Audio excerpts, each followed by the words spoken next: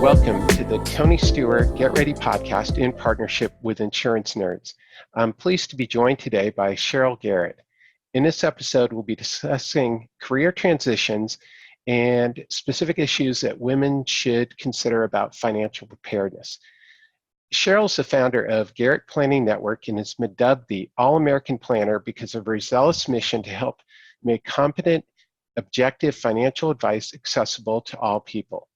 She's been recognized 6 times by Investment Advisor magazine as one of the most influential people in financial planning.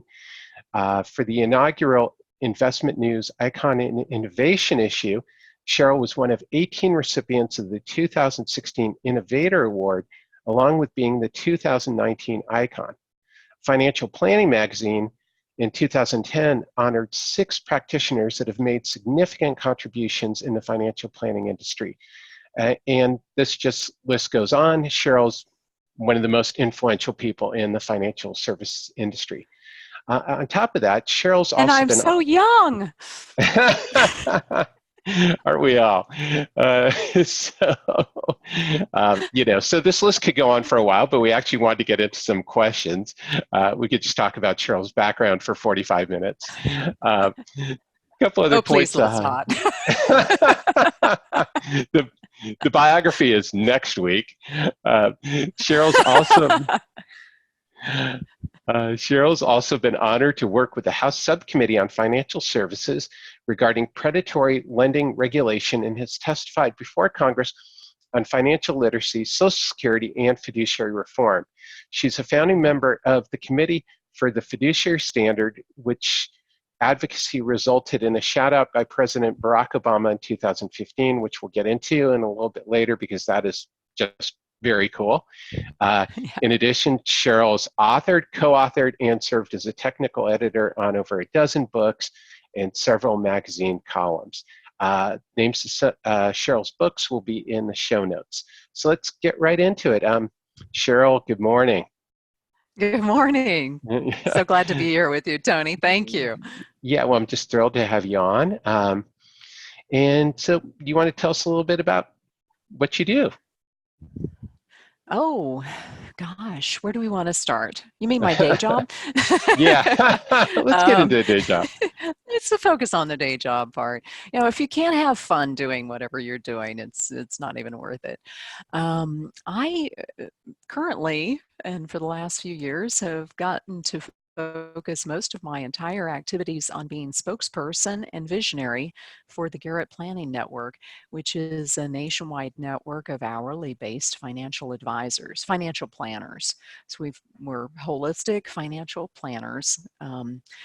Some people may have expertise in various different areas, but one of the main things that we focus on is making competent, objective advice accessible to all people.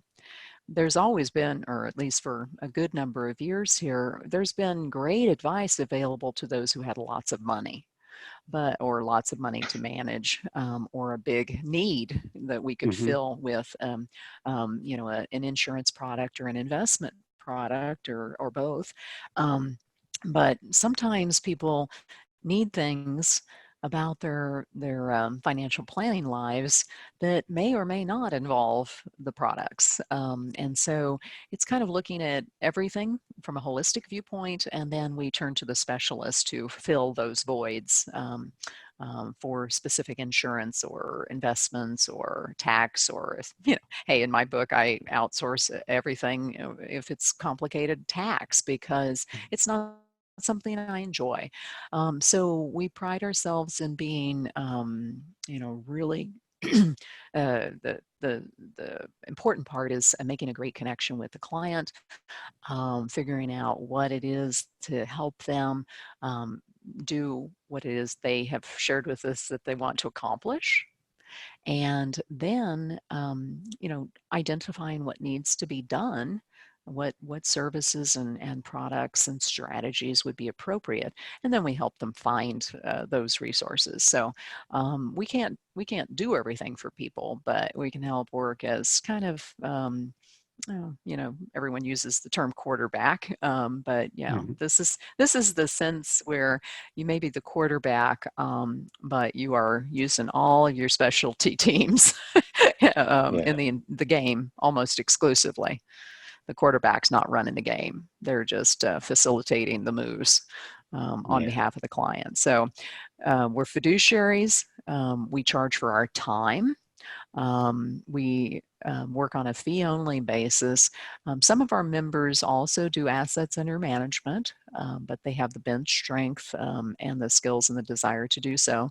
It's not all that common within our membership. Most of us provide investment advice, insurance advice, um, and traditional financial planning type of guidance, but we do have to turn and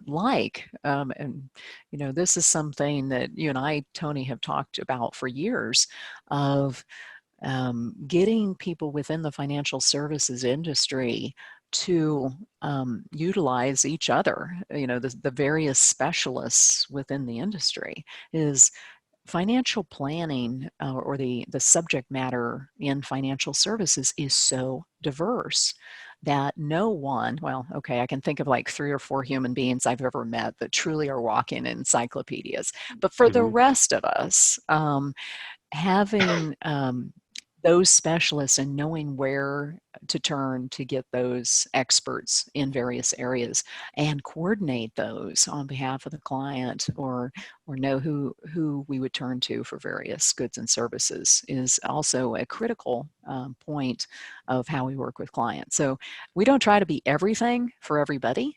Most people who are just getting started, they might be middle income clientele. They need to be frugal. Hmm. They can't afford, or at least in my book, they shouldn't afford, unless they have extenuating circumstances like cognitive decline, or maybe they're just busy professionals and can't justify doing this legwork themselves. But the majority of folks that I've met with and worked with over time, true middle Americans, these would be like the millionaires next door, maybe 5 to Hmm. 15 years before they hit that millionaire status, or maybe they've already hit it. Heck, if they live in California, they have hit it because of the price of their home, and estate values between insurance and the house. The concept of millionaire is it's kind of like 60 is the new 40. Yeah. Millionaire is just maybe like middle income for many of us, and you have to be a multimillionaire or something much more than that. So definitely, when I'm speaking of millionaires, I'm still thinking of the millionaire next door personality. Yeah, well, I think that's very true, and I love your point about the quarterback and not being able to do everything, and to remember that each of us brings a specific set of skills, and we're Hmm. doing our clients a real service when we concentrate on what we do best and Hmm. outsource those areas, because then we can spend Yeah, more time helping more people with our specific skills. So, exactly. yeah. Very, very well put. Um, if you don't mind, I want to Oh, share a little go story for it. about a gentleman that I used to work with in Kansas City. I live in Eureka Springs, Arkansas now, since I do everything online and on the web. You can be wherever you want to be. Hmm. And when I was working with individual clients in the Kansas City area, I had a gentleman that he specialized in elder care insurance, Okay. and his name's Michael.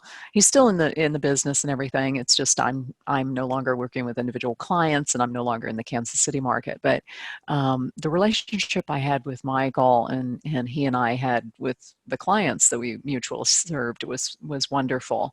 And there are many times where I might go to a regional or national firm to or direct my clients to that outlet.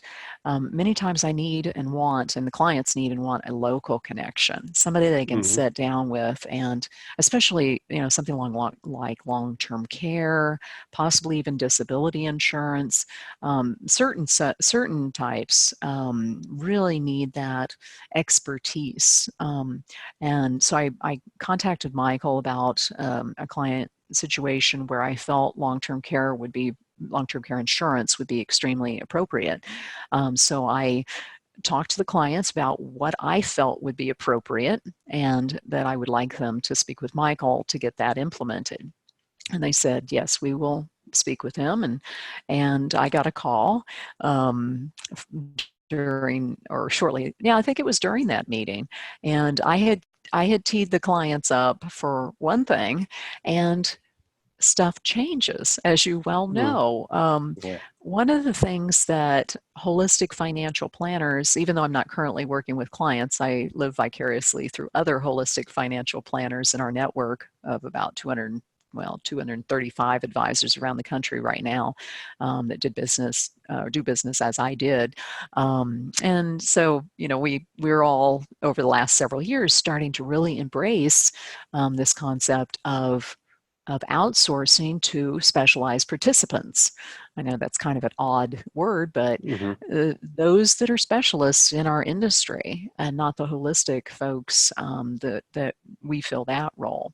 Um, and so Michael, being the elder care specialist, he helped our clients with long-term care and Medigap kind of health insurance issues, Hmm. looking at Medicare, which policy would be right and which supplemental policy you might need to add to that. And I found that to be something that most people would prefer to do face to face, and we wanted that local Mm, connection. And we got people all over the country, and sometimes they do live in a hinterland like I do yeah. of a town of 2,000 people. And so we do need to have these long distance connections. But I'm really delighted with the bifurcation, or well, more than that. It's, we were talking earlier about the siloing of insurance products, and that a human being or a household, they need often something from each of those silos, but how they get it delivered to them many times is um, one contact actually has to set up to make sure all those connections get made. So I'm a big fan of practitioners working together for the betterment of their client. And that's really how we can fulfill our fiduciary duty, is by not trying to be an expert at everything. Be an expert at what you can be, what you want to be, and what you're passionate about, and then find the other experts that can help build out that team. We don't have to have it all in-house, and that's what's so liberating about this. Yeah. No, Many and of us have that's small firms. yeah. Well, and that's such great advice. Is a good portion of the insurance nerds audience are younger people in their career path, and it's such a valuable lesson for them to learn. Is that Hmm. connect with other people, and Yes. learn what they do, because again, it's all about benefiting the client and finding those Uh-huh. people, because we can't all be specialists in all Right, areas. So, right. Yeah. so And one of the things I recommend to new advisors joining our network, new planners, they may have lots of decades of experience working as a financial planner or advisor in a different business model, but we work with folks for our time, and so we do need to find those providers that can fill in the voids. We sell advice and time, so we get a hmm. fee for that advice. But our clients also need products that we help identify, or maybe specifically say, I think you need this, this, and this, and this, and I want you to go to the specialist to get it filled.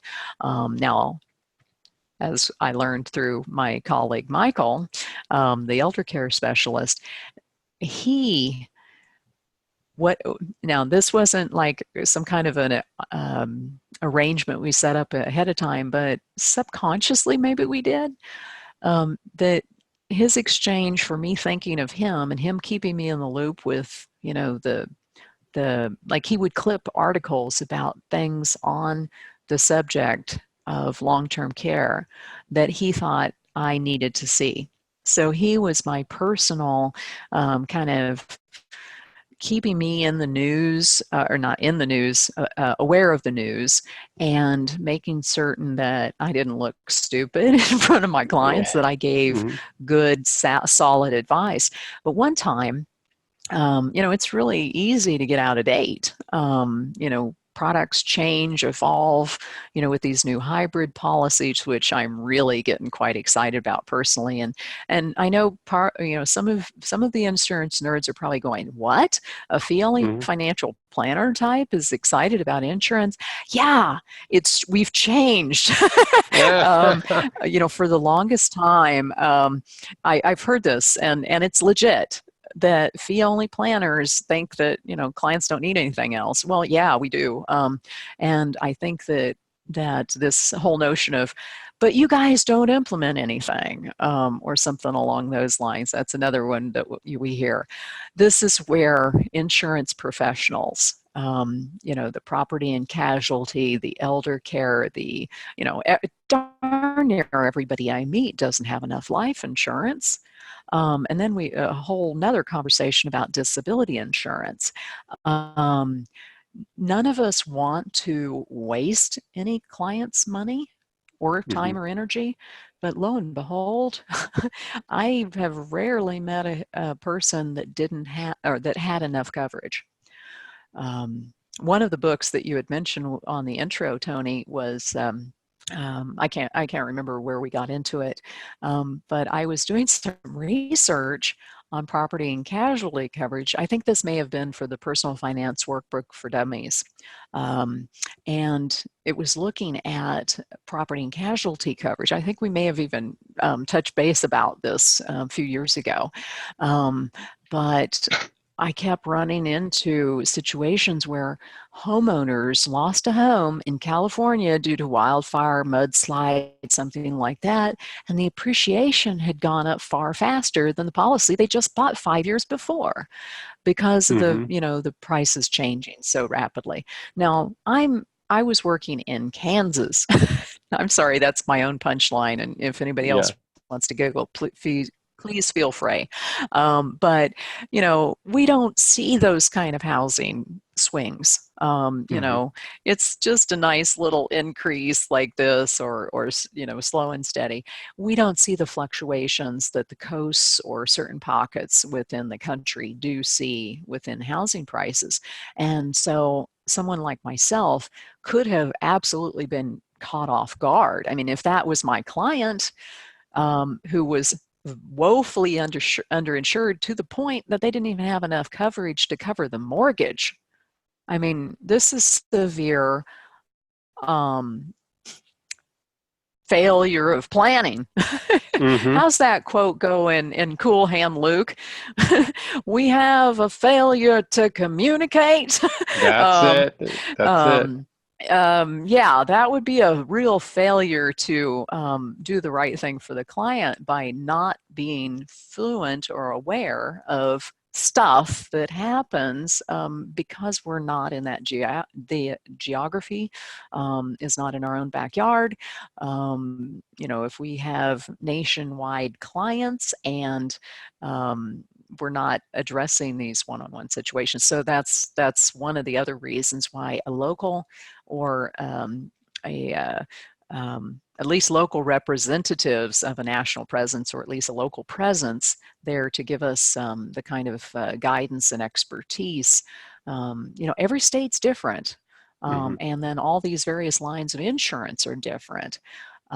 We financial planner types, whether or not we are licensed to sell insurance, we can still, and my group are not, all fee only financial planners like the NAPFA organization, the National Association of Personal Financial Advisors, which is pushing 400, or excuse me, 4,000 members. Our group, the XY Planning Network, the Alliance of Comprehensive Planners, and many others are fee only financial advisor networks or membership associations. And all of us either don't have the legal authority, due to licensing or consulting licenses, to either analyze or evaluate insurance products to their fullest extent. We definitely don't have the ability to provide them, sell Hmm. the product and implement it. And our clients need that. So it would be in everyone's best interest to work together on behalf of the client. And so we need these specialists. We need you all as financial advisors. Well, It takes a village. definitely. Well, and I think the key point that I'm hearing there is that it's looking at the products and services that the client needs rather than the products Hmm. and the services that you want to sell. Uh, Yeah. and I think that's been a big issue in the insurance industry. And I Hmm. think that's what's so unique about the work that Garrett Planning Network does and other financial advisors is because you're trying to answer that question of, Hmm. okay, instead of trying to get that square peg in a round hole, Hmm. what do we have to Yeah. fill? Yeah. What are those holes in the client's coverage? When we review the Hmm. coverage, do they have the right coverage to rebuild if something should happen, rather than, you know, I need to sell them an auto insurance policy. Hmm. Well, maybe you don't need to Exactly. sell them the auto insurance policy this year. So, Hmm. that's so valuable. So, how did you get into this? Because this is not the typical way that the financial services industry thinks. How did you get Yes. here?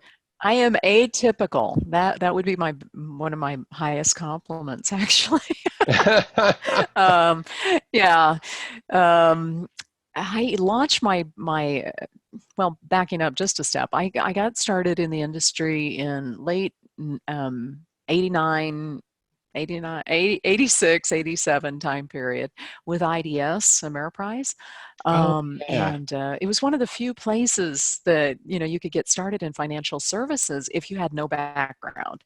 And I had Mhm. zero background. I mean, I might have had one semester of something in college that had anything to do with any of this. Unlike many of the students graduating from certified financial planning programs and similar type educations in college, I came out of college with I enjoyed learning, but I studied sciences because that's what I was good at. And I wanted to have a job where I made a difference.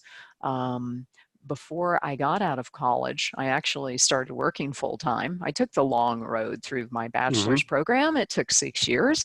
Um, and started working full time during that period and started like maybe working in science lab tech type thing or any of that. I didn't have the whatever you want to call it, energy, passion, whatever it takes to Mhm. be a medical doctor. There's a lot of nurses in my family, but I thought, I have to be unique. Mhm. I can't just be a nurse. That would be very stereotypical for my family. So I want to be something different. And so actually, I thought I was going to go into physical therapy or something along those lines until I realized I'd have to have four semesters of calculus or something, and I changed majors in college just because of 4 semesters of calculus. Well, in other words, I bounced around not knowing what I wanted to do. But at the same time, I was reading Money Magazine cover to cover. I was reading Mhm. Bottom Line Personal because I wanted to understand this personal finance stuff. Mutual funds were making it big time in the mid 80s. Um, and I was studying them in the early 80s, right after high school. And I I love the idea of becoming financially independent, knowing a lot of these things that had not been really publicly available until the kind of personal finance tsunami that hit in the 80s and 90s of awareness and so forth. So basically, I walked into what I learned later was a brand new emerging profession. We're still emerging in my book. Mhm. 30 some years later, you know, we're still emerging, but it's really cool to be part of the co-creation of this new and very, very important role in people's lives. I mean, one of the things I knew that I wanted, Tony, is whatever I did for a living, I needed to make a difference. I needed Mhm. to, when I walked away from my job at the end of the day, I needed to know that, if I didn't show up, it would matter. You know, I Yeah. wasn't just I actually, what I do would fall in the category of business, Mhm. or entrepreneurship or something like that. The concept of business in high school and college, I mean, I even still roll my lip when I say it now. Mhm. I'm a proud business owner, but if you would have talked to me about entrepreneurship, I would have gotten excited as a young person. I'm still a young person, but I mean, as a high school, college age person, I could have gotten really gung ho about the entrepreneurship of becoming an advisor. But Mhm. it was all just kind of new and scary. And I was afraid to death of clients for my first 8.5 years after starting at IDS. I did not Wow. want to have any FaceTime with clients. I don't want to be the front person, is what I said, at least to myself. And Mhm. I interviewed with a number of different companies where I could find a behind the scenes role. I had completed my certified financial planner designation by that time, but that was like in 1991, and the Mhm. exam is so much more robust than that. I've taught the investment segment of the course, and one of my colleagues has taught the intro portion for several years at Kansas State University. And just looking at the subsequent years of the an investment segment, it got a heck of a lot more complicated. I don't think that it was that my memory just faded. I really do believe that the designation, the exam, is a lot meatier and a lot more robust than it was when I took it. Plus, it was 6 parts when I took it, and now it's 1 part, which definitely makes a bigger deal. It's much more like the CPA exam or the CFA exam. Um, but once I got into this industry and found what fit for me, I started at IDS. I was not somebody who could support themselves on transactional sales. I was told by my manager, my district manager, and actually the team at IDS said, Cheryl, you would be such a great trainer. When you Mm. get somebody in front of you, you do so well. And I was really getting excited about the idea of, moving into a training role. But my production was so horrible because I couldn't make a cold call if my life depended on it. And, Mhm. you know, I mean, I I understand that some people do that and they can do it and stuff, but I couldn't. And so, believe it or not, I faked it. Yeah. And if you don't hit the last number when you dial, so we're all, there's like 7 of us up in this bullpen, and I was 24 years old. It's like 1987. Crash is happening, and we're like, wow, that's pretty Wow. exciting. I'm glad I don't have any clients yet. Because if I had clients with money in it, it would be a big deal. But we were all so relatively new. I had been going through training with IDS about a year by that time when the market went down big time in October of '87. But we were just, young and, to at least to speak for myself, blissfully ignorant of what I didn't know, but I was so hungry to learn more. The firm did not want us to study the CFP or study anything other than sales and the products and what the company needed us to do. But I needed to know more for my own comfort level, to be able to, like, talk to people. So Yeah.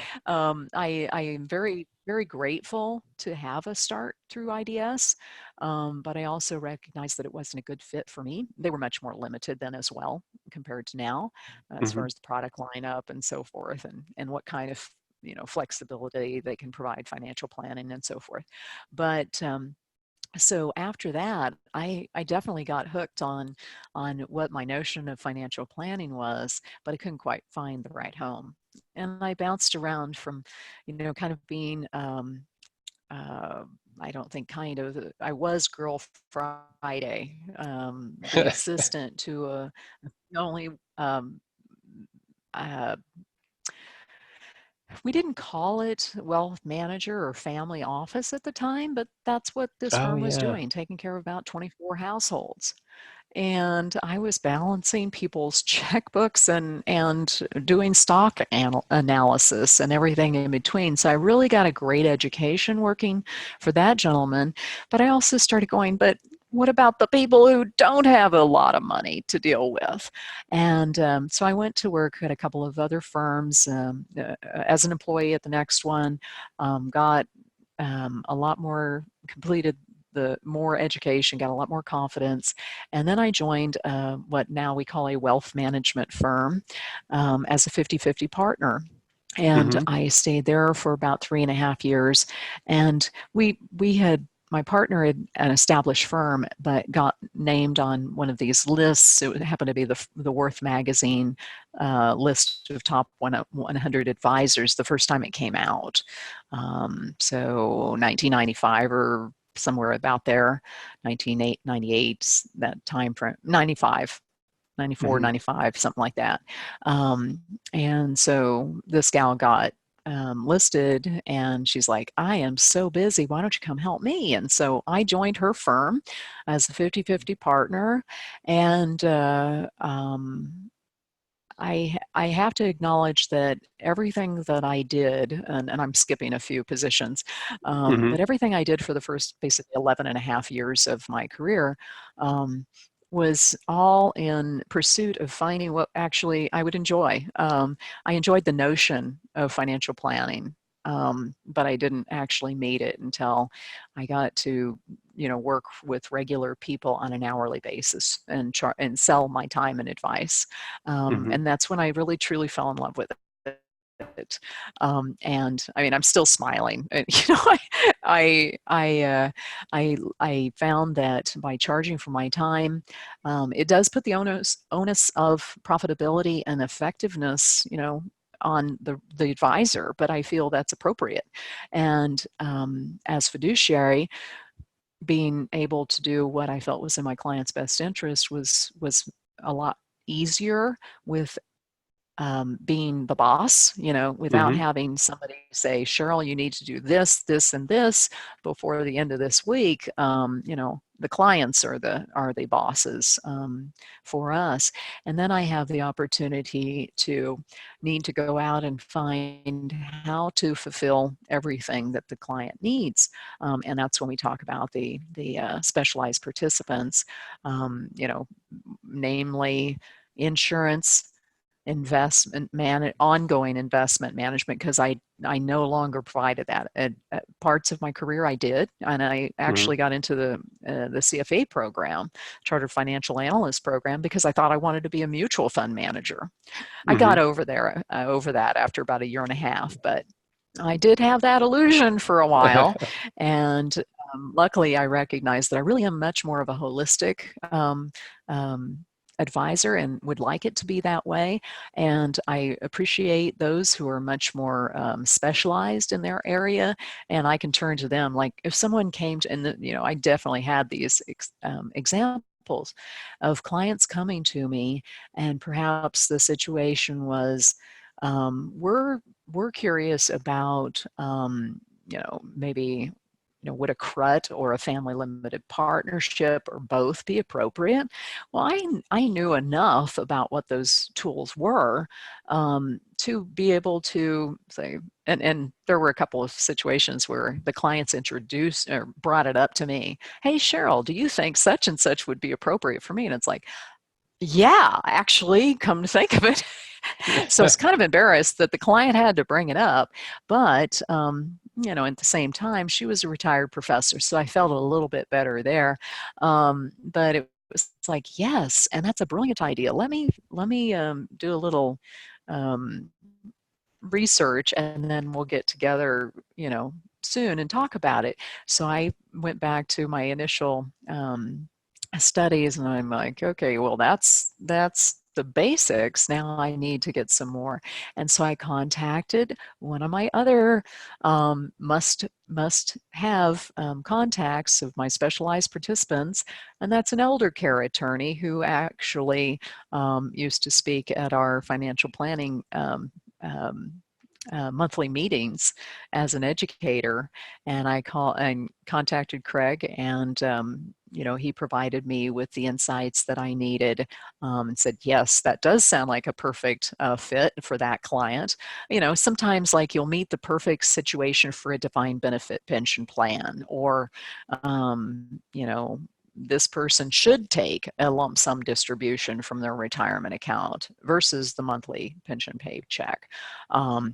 When should they take Social Security distribution? So a lot of those things are the types of questions that we deal with as financial planners, and they don't have products involved. And one of the things I want to make crystal clear to the audience is I very strongly feel that professionals should be paid for their work. And the reason I chose to be an hourly advisor is simply because I wanted to be available for those that didn't have substantial assets to manage. I didn't want to have to charge AUM. In fact, I discontinued it and no longer offered it. I went strictly hourly. Clients also don't want a meter that all automatically runs, so they needed to know what to expect. And so I quoted in the actual time anticipated, but also separately recognizing that, think of me as your advocate, your financial advocate, and I'm going to help you put together a plan of action to accomplish all the things that you've shared with me that you're trying to do. And we're going to have to bring in some experts in various areas, whether that be regarding the stock options and the taxation on those that I don't want to deal with because I'm really not your expert on that, or if it's perhaps a more complex estate planning issue. I've got those people. We need to fill that irrevocable life insurance trust with a large life insurance policy. I need to get that filled. So I really love being in a trusted role of helping the client pull all of these pieces together, because very much like dieting or exercise, or eating right and exercise, money management, it's kind of all the same. Many of us know what we should do, but we need somebody to help us make it happen. And I see that as the financial planner's role. But then the financial planner themselves needs to turn often, and oftentimes with the same client, to outside professionals to be able to completely fill the bill. Yeah, well, I think probably the most important thing you said there is, well, you said a lot of important things. I shouldn't say the most important thing, but just the one word to focus on is help. Is Mm-hmm. that it's all about help. How can you best help people? Mm-hmm. And with your career transition and your focus is Yes. first you were, finding where you fit, and so many people entering, professional services, I guess, whatever you want to call Mm-hmm. it today, are going to go to so many different things that, finding what you like and what your talents are, and Yeah. how you can help people is really what it's about, and Mm-hmm. how you work with other professionals. Mm-hmm. I want to get into one more deep question with you. Is we've talked offline a lot about women in the Mm-hmm. financial services community, and I know that younger women I've spoken with oftentimes feel not quite alienated is not Mm-hmm. quite the right word, but how Mm-hmm. do you feel? How can women, make a difference? How can they, uh, you know, succeed in the financial services industry? Thanks for bringing that up, Tony. I don't have all the answers, that's for sure. One of the things that that helping profession, I think definitely when women can see themselves in roles that they feel like that, you know, men and women just, or female, male, we all have, hopefully, we all have some of those characteristic traits of both male and female. And, I hate to stereotype, but then she Hmm. goes off and does it. But if you think about, if we wanted to think of men at the highest level and women at the highest level when it comes to money and what money means to men in their lives and women, and oftentimes for men. These are no judgments at all. These are just kind of Hmm. generalization statements, but it's important to think about is for men, it may be power or status. For women, it may be security. Hmm. Those are often, quite different. They might mean the same thing, like if I have everything covered financially, if I have a big pile of money, I feel a level of prestige, I feel a level of power, and my wife is feeling secure, so it might get solved in the same way, but it's the emotions that we need to address. And I don't care, folks, when you hear people arguing that, but they got the best return. That's not, fiduciary doesn't say it has to be the cheapest thing or the best return or whatever. It says you have to do what's in the best interest of the clients. And if that means harmony at home and the ability to sleep comfortably, even if it means a little less return, but a lot more comfort, then that's the right thing. And so it's a lot of art versus science. And that's when I see women um, can be really extraordinary at this because of their probing, the Hmm. nurturing skills, the types of questions, the consultative nature that a lot of women feel quite natural. Especially through a support situation. I attended or have a handful of times, and it's a great conference if anybody listening hasn't been to this, the Institute of Certified Divorce Financial Analysts. I know there's more than one organization for divorce specialization and training, but I went to their conference, and looking out at the audience, just eyeballing, I'd say it was probably about 60-65% women, and men who really feel quite comfortable with that consultative role. And it was great. And also in financial life planning conferences, and when we start looking at financial wellness, and outside of how do you get the best investment return as fast as possible, when you move outside of those subject areas, you start seeing a lot more women. We were talking about a fellow mutual friend of ours just before we got on this conversation. Her name also is Sheryl, spelled the same, Sheryl. And so, it's Sheryl Brown. She's doing some Hmm. great things in females in finance, and Tony is on one of the what is officially the category, or the team that you're helping to be Uh, on. Male Ally Network. It just a That's right. slide. I'm a man. It's pretty. I like it. It's clever. Yeah, And just as a side it note, is. Cheryl is going to be a guest on the podcast probably in about a month for those Oh, who listen to the excellent. podcast. Uh-huh. So we could. And so I think it's fabulous when we start recognizing there's so many of us in this industry, and there's so many different clients and client needs. And so, trying to be everything to everybody, nobody can, nobody wants to in real life. I mean, at first, when you're supposed to, go out and get as much business as possible, you think so, but really, finding those right fit. When I started um, being able to work with the types of people that I felt most comfortable with. It would be basically like my neighbors, my friends, the people I grew up with. My father was raised with a very poor background, and he met a woman in high school who had a car. I mean, she was hot stuff. That's my parents. Yeah. And just almost 70 years later, they're still doing great as a wonderful couple. But they came from very, very different financial places in their worlds, and it was hard on my mother's father to ever feel that my dad could take care of her Hmm. as he could, and so it was really interesting.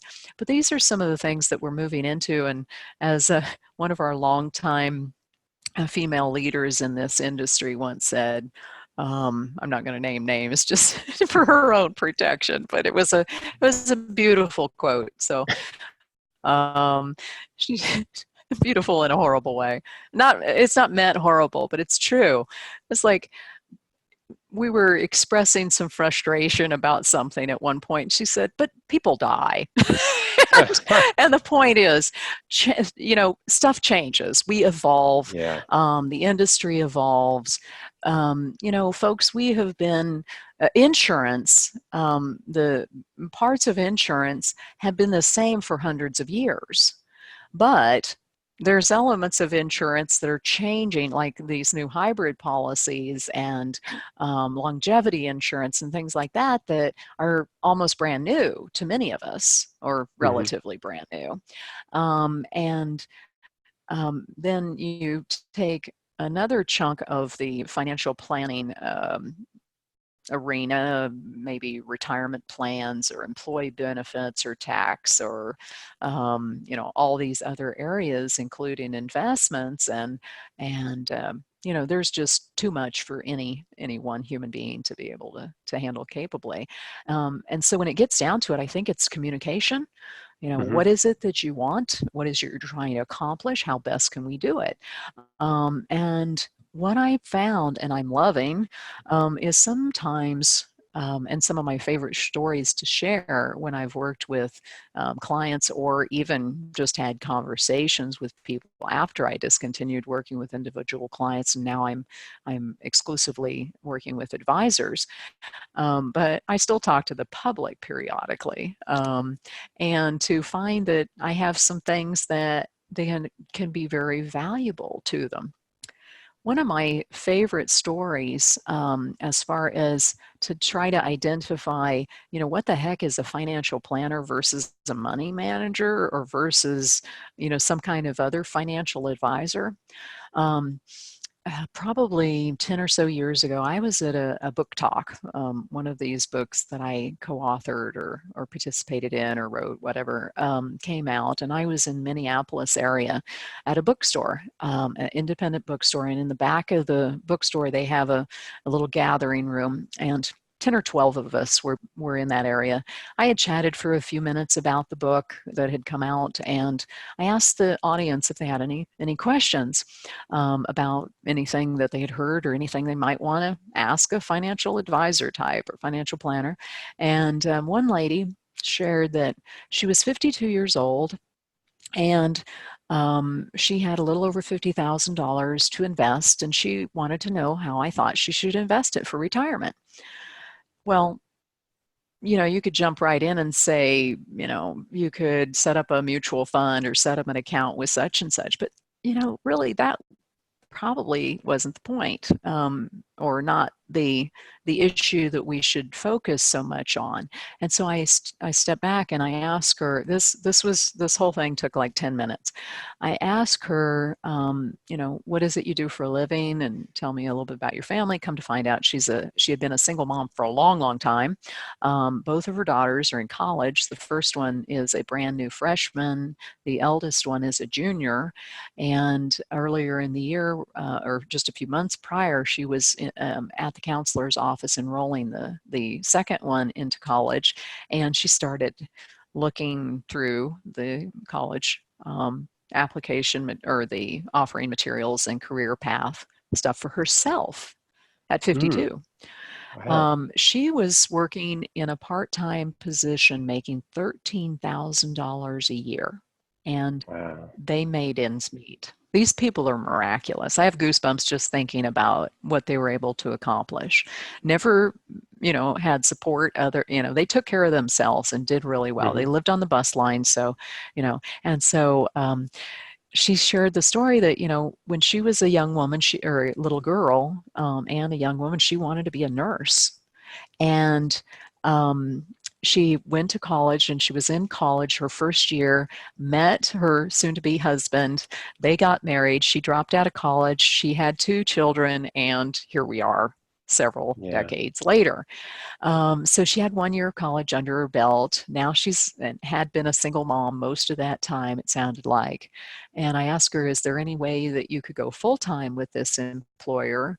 Um, and what does that seem like to you? And she's like, oh, that's not an option. I'd have to have a master's degree to go full time. Mm. And I said, what would you really like to do? And that's when she shared she'd like to be an RN. And so, you know, she said, so what do you do? What do I do with this money? And I said, well, if I were you, you're living on $13,000 a year, gross income coming in, or household income coming in. So after tax, take that money. This is not in a retirement plan. So it Mm. was set aside for her nest egg, but she didn't have a retirement account. It was just in a taxable account. I said, take that money and spend that no more than you already currently are to support your lifestyle. Um, just pay the rent, pay Hmm. your expenses, and borrow as much money as possible, and get as many grants as possible. With 3 of you in the same household in college at the same time, it cannot get any better than this with no income and 3 students. So apply for as much grant and aid as possible.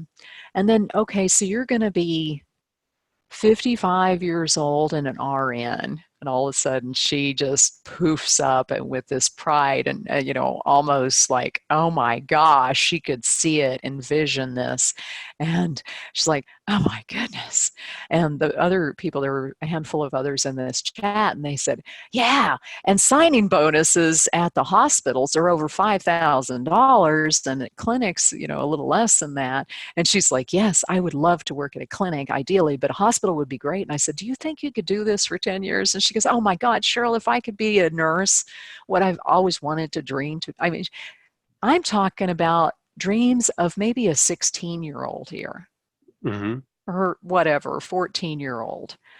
And she's finally able to see them fulfilled just 40 years later. So she went to school to become an RN with that nest egg.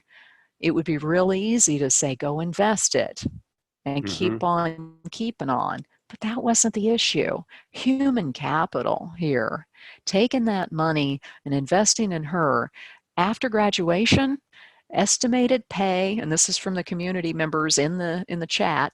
They said RNs make starting salary between $45,000 and $55,000 a year plus amazing benefits. This woman Yeah. had been making 13 with no benefits. Well, So that's can you do this fantastic. for 10 years? I'll do this until I drop. She started crying. This is what makes me love what I do.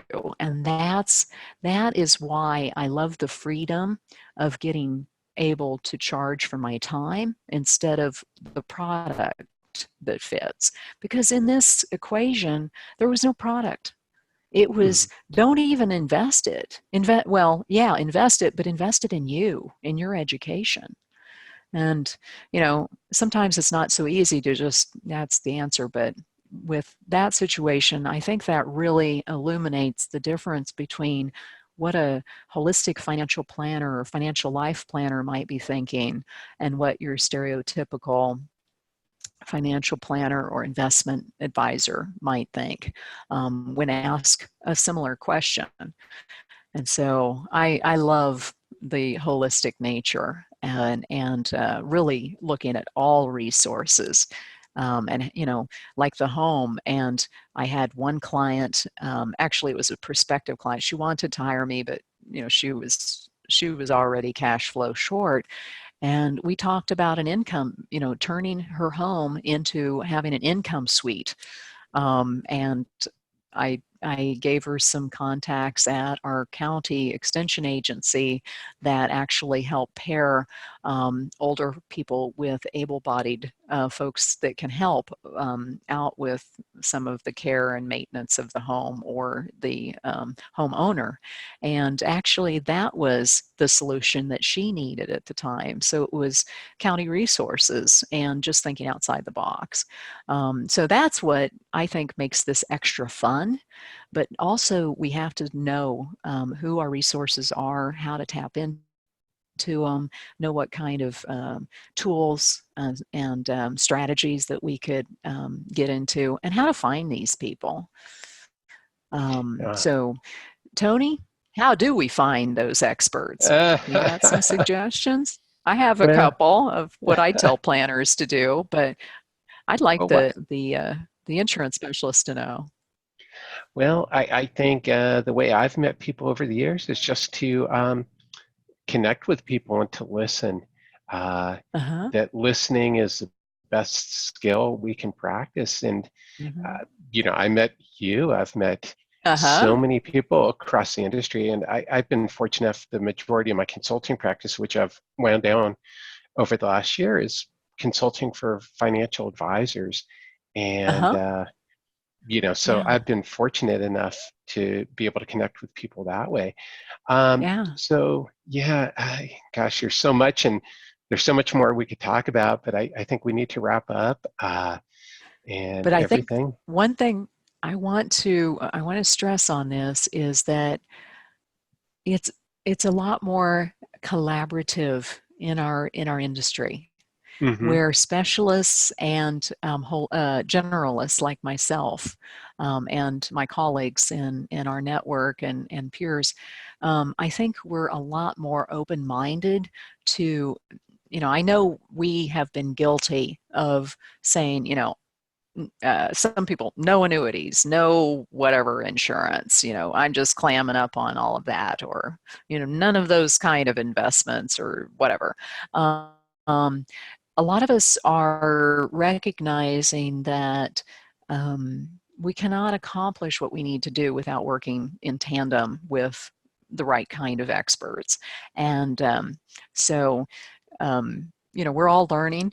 We are changing and growing and outsourcing more and more. And so I think that's the big takeaway I'd like people to hear on this, is that we're all in the same industry, and we want the same outcome, is a great experience for the client, and to fill those needs, provide for what people need. And so simply an invitation that, yeah, some of us who had been probably mistaken, or not mistaken, but rightfully accused of being closed-minded, we're not so much that way anymore, and we are very much open, or need to be. So just keep at it. We need to be educated, as you specialists can help us to become, and we can. Oftentimes, we are in contact with a lot of the clients and people from the community that we might be able to serve. And so, without us connecting, we're really missing out. And Tony, you did a great job in reaching out to me through LinkedIn, and it's been years that we first connected. But I would encourage all that are listening to this message is, you have important skills and subject matter expertise that others need and want. And we're much more open-minded than we ever have in the past. So please give us a second or 18th chance. And with But that, Well, I love that because it is all about helping people, and it's all that each of us brings a mhm. unique outlook and skills and perspective to the table. So, Cheryl, I mean, the last and most important question is, where can people learn more about what you're up to and to stay in touch with you? Oh, sure. Well, I am on Facebook and LinkedIn, and the Garrett Planning Network. It's Garrett, GarrettPlanningNetwork.com, and we're in process of updating the front part of our website, so it'll look different if you check in today and you check in a few months from now. But regardless, come and meet us, reach out and connect with us. We're always looking for the right kind of people and the right connections and the right companies and the right solutions. I mean, I can't believe, but I own a couple of products that I said I would, never think that I would even consider for a client. I own them Uh, myself. And so it was a combination between raising my understanding and education on the subject. And also, some of these tools have improved. There's, yeah. I don't think any of us would deny that. Um, and next for my bucket list is, and well, not, as far as financial planning, a longevity annuity. The, Interesting. the the women in my family live a long time, and so longevity annuities, um, I think, and I'm also really, really high on hybrid policies that have a long-term care and life insurance or annuity benefit, depending on what the client needs. But as I mentioned earlier, everybody I've met needs life insurance. So having a hybrid policy that could work as life insurance and or long-term care might really fit certain cases, but also a longevity annuity. There's a lot of these products that for some advisors would be brand new. For others, I'm speaking to the choir and I'm out of date, but I'm telling you what a lot of my peers know and feel about things. So um, your role is critical. And then bringing up property and casualty, that's a whole nother thing. We need Let me know when you're doing more education and podcasts on property and casualty insurance. I'll bring the whole team because we need we could use more insurance nerd education in those areas as well. But Yeah. I think it's we're nerds, so whatever. But we're getting some really, really cool tools and strategies out there. But sometimes the plain vanilla stuff is exactly what we need. But even if you got plain vanilla, um, uh, I assure you that financial advisor probably needs that connection and that education that you can provide. So, um, you know, we all can help fulfill the client's needs by working together. Oh, yeah. Well, definitely. Well, thank you so much. And I know the insurance nerds community would welcome you as part of it with your invaluable insight. And I'd like to thank you so much for joining me today, Cheryl. It's been a pleasure, as always. My pleasure, Tony. Great to talk Thank to you. you again. Yeah, so, Thanks all. and thanks everybody. And please remember to subscribe to the Get Ready with Tony Stewart podcast. Have a great day until next time. Absolutely.